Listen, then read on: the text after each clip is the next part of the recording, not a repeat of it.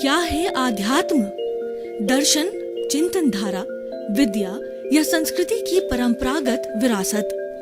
आध्यात्म दर्शन यानी जीवन का शाश्वत सत्य। मानव जीवन से जुड़े शाश्वत सत्यों को जानिए और समझिए उपासक डॉक्टर सोहन राज तातेड़ से हमारे खास कार्यक्रम आत्मविज्ञान में। आत्मविज्ञान यानी सही दृष्टि, सही सोच। भाइयों और बहनों, मातृशक्ति को नमन। चैनल 24+ न्यूज के विशेष प्रोग्राम में आपका हार्दिक स्वागत है, अभिनंदन है, सत्कार है। इस कार्यक्रम में आत्मविज्ञान कार्यक्रम के अंदर और सही दृष्टि, सही सोच, soul of the science, right vision and right thinking कार्यक्रम में हम आपको जीवन के नए नए रहस्यों के बारे में बताएंगे कि किस तरीके से हमारा जीवन अच्छा निर्माण हो सकता है और हम अपना जीवन सुखी तरीके से जी सकते हैं, परिवार में भी सुख पैदा कर सकते हैं, हमारे समाज को भी एक अच्छा स्वस्थ समाज बना सकते हैं और विश्व को भी वसुधैव कुटुंबकम का अच्छा जो है वो हम बना सकते हैं उसको। इस कार्यक्रम में हम आपको दिखाएंगे और इस कार्यक्रम में प्रतिदिन हम नए नए विषयों को लेकर के प्रवेश होते हैं और हर विषय जो है हमें जागरूकता देता है, हर विषय हमारे जीवन का निर्माण करने वाला होता है। तो आत्मविज्ञान के अंतर्गत आज का हमारा विषय है कि कुदरत का कानून। भाई और बहनों, बहुत ही सुंदर विषय है।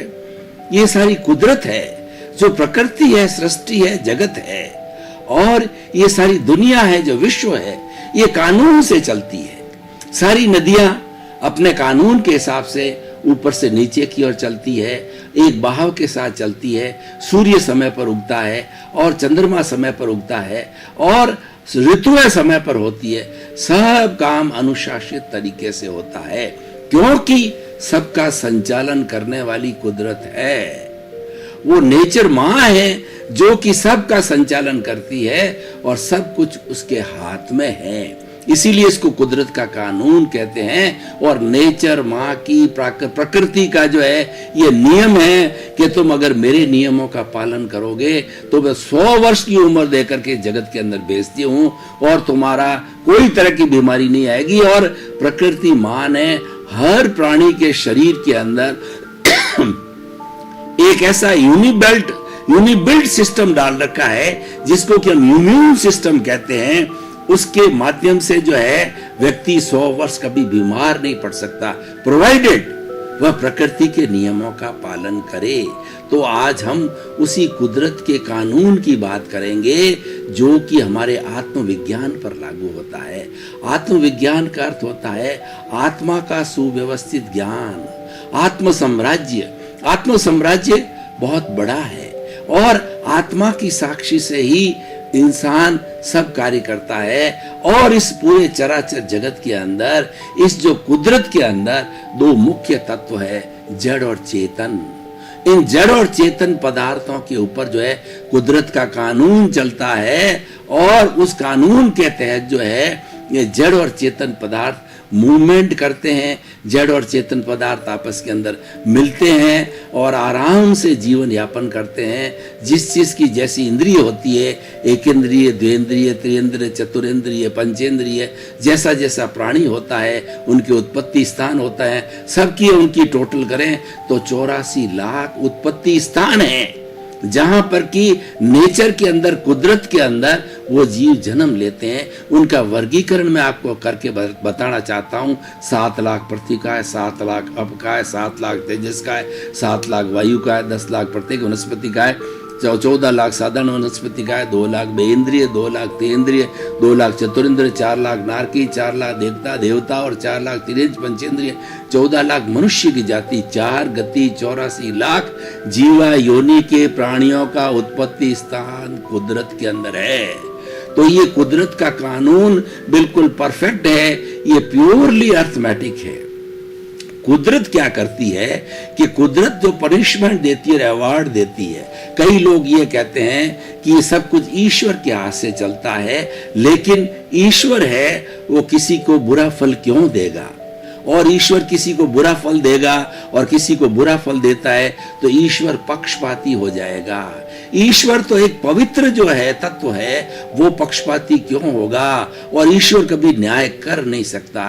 तो इसीलिए कुदरत कहिए, ईश्वर कहिए, इस रूप में एक है कि वो जज का कार्य करते हैं कि इसके अंदर जितने जन्म लेने वाले प्राणी हैं, जैसे जैसे डीड्स, जैसे जैसे कर्म वो पूर्व जन्म में करके आते हैं, वो प्रारब्ध के रूप में, उदय के रूप के अंदर, उसके पूरे जीवन काल के अंदर जब उदय होता रहता है, उसके अनुसार वो पनिशमेंट प्राप्त करता है। जो कर्मों का जो उदय है वो उस पर्टिकुलर प्राणी का उपादान है, और कुदरत तो निमित्त बनती है, क्योंकि कुदरत की ड्यूटी है कि जो उपादान के अंदर उसका प्रारब्ध आता है, उपादान में जो कर्मों का जो है वो उसका उदय आता है, तो उसके अनुरूप जो है संजोग पैदा करना, निमित्त पैदा करना, एक एजेंसी का काम करती है कुदरत। कुदरत यही करती है कि मात्र जो है वो संजोग इकट्ठे करती है, निमित्त इकट्ठे करती है। जैसा जैसा उपादान व्यक्ति का उदय में आता है, वैसे वैसे वो इकट्ठा करती है। उदाहरण के तौर पर मैं आपको बताना चाहता हूं कि किसी व्यक्ति के पुण्य का उदय हुआ, पुण्य का प्रारब्ध हुआ, तो पुण्य का प्रारब्ध, जैसे उदाहरण के तौर पर मान लीजिए हमारे बड़े बड़े जो सेठ है, टाटा है, बिड़ला है, सिंघानिया है, रिलायंस है, ये कुबेरपति है, तो इनके जब अच्छा उदय का काल आया, यानी इनका पुण्योदय हुआ, उस वक्त जो है प्रकृति क्या करती है, उनके पुण्योदय के अनुरूप जो है निमित्त जुटाती है, वो संजोग जुटाती है कि जैसे फैक्ट्री का खड़ा करना, और फैक्ट्री के अंदर जो प्रोडक्शन होना, सेल होना, और फैक्ट्रियों का खड़ा होना, उससे जो है वो सेल के बढ़ने से जो इनको इनकम की प्राप्ति होना, ये सारा काम जो है कुदरत करती है, और कुदरत के कानून के अंतर्गत चलती है। कुदरत जो है अपने कानून से इधर उधर कभी नहीं हो सकती। हमारी जो वर्तमान की लौकिक जगत की जो है, अगर जजमेंट की व्यवस्था को हम देखें तो कई तरह के जज होते हैं। अभी अगर कोई अभियुक्त होता है और उसने किसी तरह का जो है वो मान लीजिए कि गलत कार्य किया है, और वो मामला जब कोर्ट में आता है, तो जो जज होता है वो जज है दोनों पक्षों के जो है जितने भी उसके एविडेंसेज हैं, उसकी साक्षी हैं, उनको देखती है, पेपर्स को देखती है, डॉक्यूमेंट्स को देखती है, और सारा सार निकाल करके, और अभियुक्त को अगर मान लो स्वीकार कर लेता है, अच्छी बात है, वो स्वीकार नहीं करता है तो साक्ष्य के आधार पर जो है वो जज होता है, जजमेंट देता है कि तुमने जो है ऐसा गलत कार्य किया, इसलिए तुम्हें ये पनिशमेंट मिलेगा, इतने वर्ष की तुम्हें सजा भुगतनी पड़ेगी, और सजाए मौत भी हो जाती है, और कड़ा कारावास भी हो जाता है। उसका अलग अलग जैसा जैसा पनिशमेंट होता है वैसा वैसा जजमेंट होता है। कुदरत भी यही करती है। उस जज के द्वारा तो कोई पक्षपात किया जा सकता है, वो जज किसी तरफ मिल भी जाता है या पूरे साक्ष्य नहीं देख पाता है, कहीं न कहीं कोई चूक हो जाती है, लेकिन कुदरत के कानून के अंदर कोई चूक नहीं होती है। क्या कभी कुदरत के अंदर ऐसा होता है कि सूर्योदय सुबह 6 बजे उगना हो और वो 7 बजे उगे, या वो शाम को 6 बजे उगे? सूर्य को अस्त होना का टाइम जो है 5:50 का है और 7 बजे अस्त होता है, ऐसा कभी नहीं होता है। चंद्रमा के उगने का टाइम फिक्स है, ऋतुओं का आगमन का टाइम फिक्स है, ये सब कुदरत का कानून है, और उस कुदरत के कानून को जो है हमें अच्छी तरह से जो है वो उसको झेलना चाहिए, अच्छी तरह से जो है पालन करना चाहिए, अनुशासन से पालन करना चाहिए। अब देखिए कि कुदरत जो है वो किस तरीके से एक व्यक्ति को अवार्ड देती है या पनिशमेंट देती है। कुदरत अपनी तरफ से कोई भी जो है पक्षपात नहीं करती, उसको पनिशमेंट और अवार्ड जो उसके पूर्व किए हुए कर्म हैं, कर्म जो है एक तरह की कर्म रज होती है, और इसको बोला जाए तो इसको एक शब्द में कषाय कहते हैं, 2 शब्दों में कहते हैं तो राग द्वेष कहा जाता है, 4 शब्दों में कहें तो क्रोध अहंकार माया लोभ कहा जाता है। और इसका और ब्रॉड क्लासिफिकेशन करें तो कर्म 8 तरह के होते हैं: ज्ञानावर्णीय, दर्शनावर्णीय, वेदनीय, मोहनीय, आयुष्य, नाम, गोत्र और अंतराय। तो ये एक अलग विषय है। इसमें पुण्य भी होता है, पाप भी होता है, निकाचित भी होते हैं, घाती कर्म भी होते हैं, अघाती कर्म, उसका विवरण अलग है। लेकिन उनका जब प्रारब्ध आता है, जब उनका उदय आता है, तो उदय काल के अंदर वो किस तरीके से पनिशमेंट या अवार्ड प्राप्त करे, वो प्राप्त करने के लिए ये प्रकृति, कुदरत का नेचर कार्य करती है और उसके अनुरूप ही सारे साधन जुटाए जाते हैं। आप उदाहरण के लिए देखिए, जितनी ट्रेन्स चलती है, जितनी फ्लाइट्स चलती है, जितनी बसें चलती है, और उसके अंदर लोग जो है आते हैं, ये चट्टानें बनती है, पहाड़ बनते हैं, नदियाँ चलती है, समुद्र होता है, ये सारा कुदरत है और ये कुदरत के कानून के अंतर्गत चलता है। और कुदरत के अंदर जैसा मैंने बताया कि जड़ और चेतन दो तत्व होते हैं। तो जड़ पदार्थ तो क्या है कि वर्ण होता है, गंध होता है, रस होता है, स्पर्श होता है, गलन मिलन धर्मा है, और वो किसी तरह की संवेदनशीलता नहीं करता, सुख दुख की अनुभूति नहीं करता। लेकिन जो दूसरा घटक हमारे इस कुदरत का है, वो चेतन तत्व है, वह मुख्य है, वो आत्म तत्व है जो हमारा विषय है। और हर आत्म तत्व हर प्राणी का अलग अलग होता है। किसी भी प्राणी का आत्मा का जो कर्म होते हैं वो सिमिलर नहीं होते हैं। एक माँ के दो बेटे जाए हुए होते हैं, एक ही सौतेले बेटे होते हैं, लेकिन दोनों के जो कर्म अलग होते हैं, इसलिए कर्मों की करनी अलग गिनी जाती है। उसमें से हो सकता है कि एक व्यक्ति एक ही समय में जन्मे हुए माँ के दो बेटे, एक तो साधु सन्यासी बन जाता है और दूसरा लुटेरा भी बन सकता है। वो माँ का दोष नहीं है, वह प्रकृति का दोष नहीं है। वह दोष किसका है कि वो किस तरीके के डीड्स पहले करके आया, किस तरह के कर्म का अर्जन करके आया है, वो कैसा पुरुषार्थ पीछे से करके आया, उसके अनुरूप ये वर्तमान का भाग्य बनता है। जो हम पूर्व के अंदर पुरुषार्थ करके आए हैं वो आज का हमारा भाग्य, और आज जो हम पुरुषार्थ करेंगे आने वाले कल यानी आने वाले जन्म का हमारा भाग्य बनेगा। तो पुरुषार्थ से जो है भाग्य बदलता है, भाग्य से पुरुषार्थ बदलता है। इस तरह से सिक्के के दो पहलू हैं और इनको अलग नहीं किया जा सकता है, एक दूसरे के पूरक हैं और ये प्रकृति से संचालित होते हैं। इनका जो उदय क्रियान्विति है ना, इनका एग्जीक्यूटिव पार्ट है, वो सारा कुदरत करती है। इसीलिए कुदरत को समझना बहुत ही जरूरी है। कुदरत जो है निमित्त जुटाती है, इसीलिए कर्ता कुदरत ही होती है, व्यक्ति कुदरत नहीं हो सकता। क्यों कि उसके हाथ के अंदर सारे साधन और सारे जो जितना भी संजोग है या निमित्त है जुटाने की ताकत नहीं है। वो तो इस नेचर माँ में है, इस कुदरत के अंदर है। तो भाई और बहनों, अब आप सोचिए, इतनी विशाल प्रकृति है और इतनी विशाल सृष्टि है, सबको हमको अवगाह दिए। अगर हम व्यक्तिगत स्तर पर बात करें तो कुदरत के कानून को हमें एक्सेप्ट करना चाहिए, उसके साथ के अंदर हमें कोई विरोध नहीं करना चाहिए, क्योंकि वह प्रकृति माँ हमें स्वस्थ रखती है, हमें स्वास्थ्य देती है, हमारा भरण पोषण करती है, हमें सुख देती है और शांति देती है।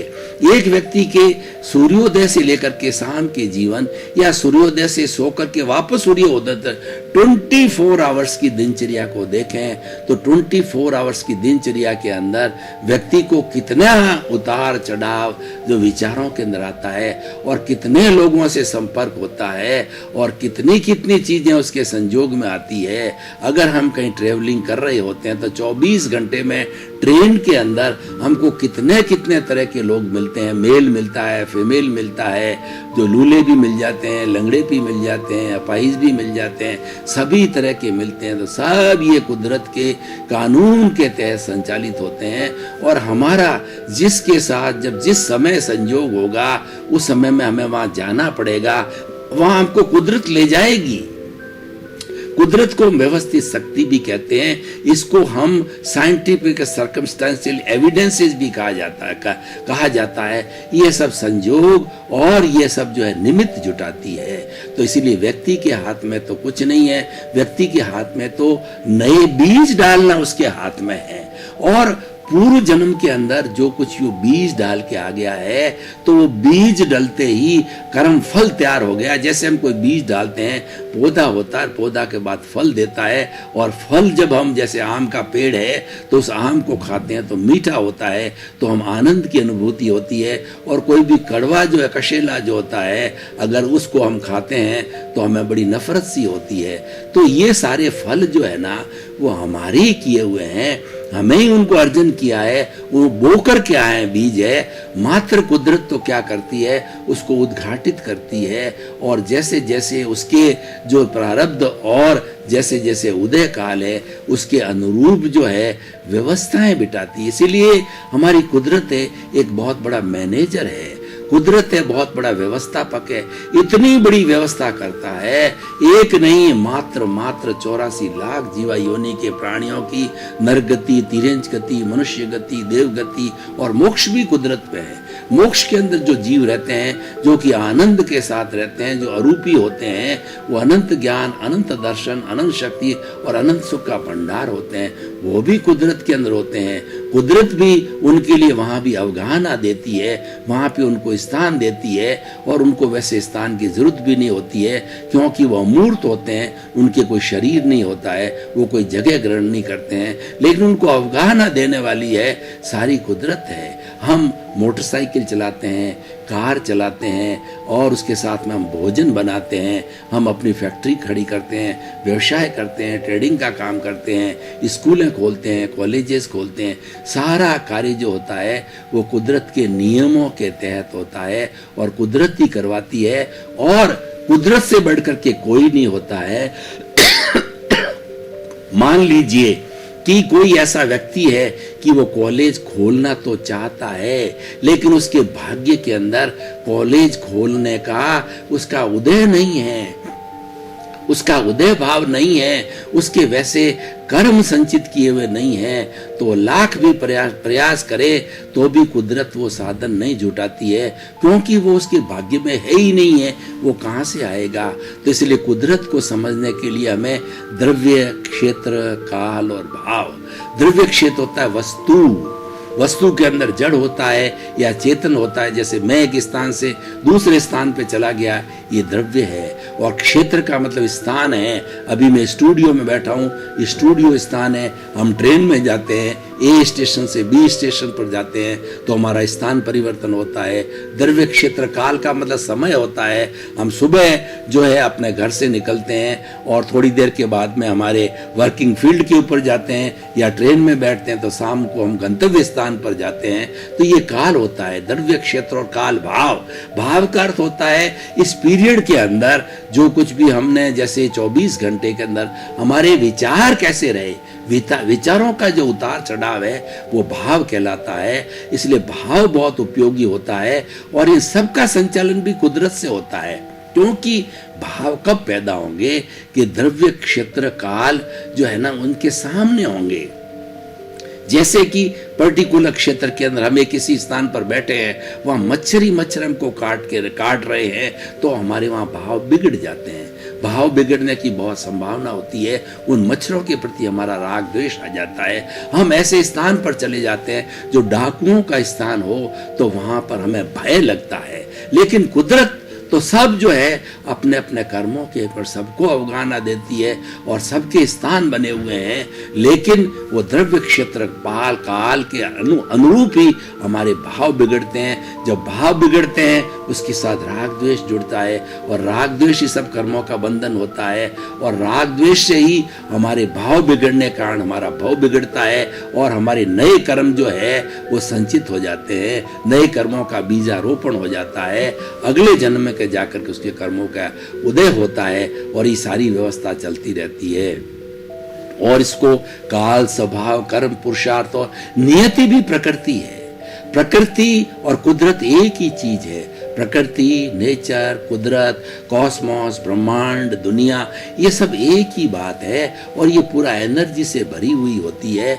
हम क्या चाहते हैं? अगर हमने पॉजिटिव थिंकिंग किया तो कुदरत से हमको पॉजिटिव जो है एनर्जी तुरंत मिल जाती है। हमारा पुरुषार्थ है, ये हमारी जागृति है कि जो कुछ जीवन की फिल्म हमारे साथ में जुड़ रही है, उस फिल्म के साथ में हम कितना राग द्वेष मिलाते हैं। अगर राग द्वेष नहीं मिलता, हम कोई प्रतिक्रिया नहीं करते, कोई ओपिनियन नहीं करते, कोई दखो दखल नहीं करते, कोई इंटरफेरेंस नहीं करते और उसके बीच में कोई डिस्टर्बेंस नहीं करते हैं, तो हमारे भाव नए नहीं बनते हैं, हमारे नए कर्म बीज नहीं पड़ते हैं। तो कर्म बीज नहीं पड़ने से हमारा नेक्स्ट जो है वो कर्म फल बाकी नहीं रहेगा, और कर्म फल बाकी नहीं रहेगा तो वो स्थिति हमारी मोक्ष की अवस्था हो सकती है।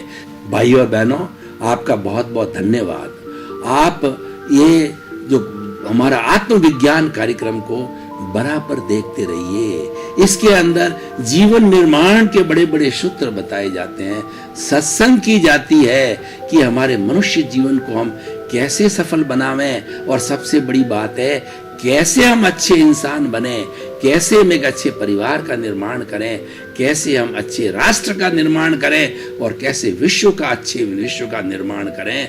और प्रतिदिन नए नए सूत्र दिए जाते हैं। आप हमारे साथ जुड़ रहे हैं और रोज जुड़ते रहिए, इसको एक दिन भी मत छोड़िए ताकि कंटिन्यूटी होगी। तो आत्मविज्ञान कार्यक्रम देख करके अपने आत्मा की शुद्धि करें, और आप ये लोक और परलोक दोनों का अच्छा बना करके इस मनुष्य जीवन का पूरा सार निकालें। आपके प्रति मंगल भावना। आत्मविज्ञान में आत्मविज्ञान यानी सही दृष्टि, सही सोच।